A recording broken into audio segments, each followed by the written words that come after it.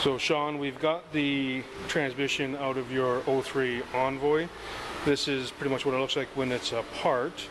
I'll go over some things with you on what we found inside, and Eric will contact you a little later on. So we'll start with the pan. You can see the amount of brass in there, all that light brown stuff or goldy color, that's all brass. On top of the magnet there, you can see there's quite a bit of metal sitting on top of there. That's obviously going to be wear that shouldn't be there.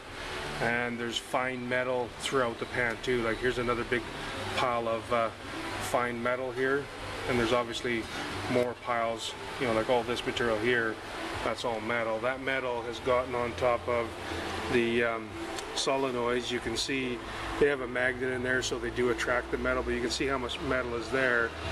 The solenoids themselves are just packed with the metal. So here's another shot of a bunch of metal on the solenoid there. Now that's going to be caused in all likelihood by the pump failure. So this is your pump. This rotor here has broken away. This is obviously supposed to be able to turn, and I can't turn it.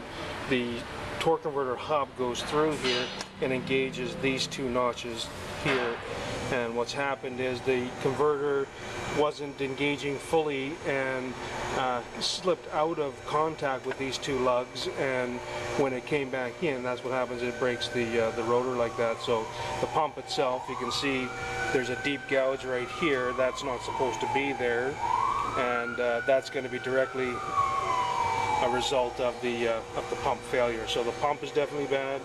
That's why it stopped moving altogether. The torque converter that engages here, the end of that's damaged as well, plus the metal that's going through. The cooling system has gotten into the converter, so the torque converter is going to have to be replaced as well. So this band is for second gear. It's got some burn on it. This is the reverse input clutch. You can see some blackening on the inside edge here. That's a little bit of slippage there. The low reverse clutch, it looks okay. It hasn't been slipping. The 3/4 clutch, which comes off the third gear and fourth gear, it has been slipping. You can see how it's gotten the steel plate hot like that, and we have some teeth wear on the clutch plates themselves, but these are blackened from the slippage, and the steel plates are damaged as well. This is the overrun clutch, and it hasn't been slipping.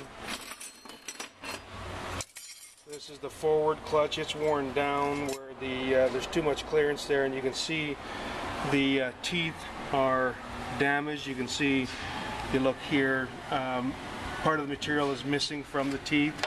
So this is a squared off edge, but you can see how there's probably 25% of that missing. So the forward clutches are bad. If we look at the sun gear, this sun gear, you can see the movement here, and the problem is that these splines in here are worn away. Probably 50% of the material is worn. Camera's probably not going to get a good picture of it, but there's a lip down there that shouldn't be there, and what will happen is this will strip out. So now this gear is supposed to be splined there, and this will end up just turning like that in there, and you'll lose second, fourth, and reverse.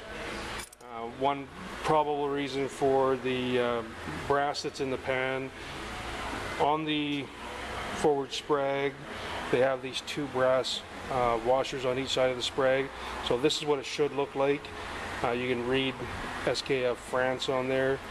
This one is worn away so much that you can't read that anymore, and there's a big lip here. So there's a big lip where my thumbnail is that shouldn't be there. So you can see the rounded edge here, and there's no lip there. And like I say, on this one here, there's a tremendous amount of material that's missing there. So that's probably going to explain the brass in the pan. We haven't gotten to look through the valve body for wear yet. The stuff that I just showed you is the main problems, and of course with the pump failure and a converter failure, the cost of those two pieces are expensive by themselves. Eric will contact you, as I said, with the estimates for both repair and recondition, and we shall go from there. Thanks.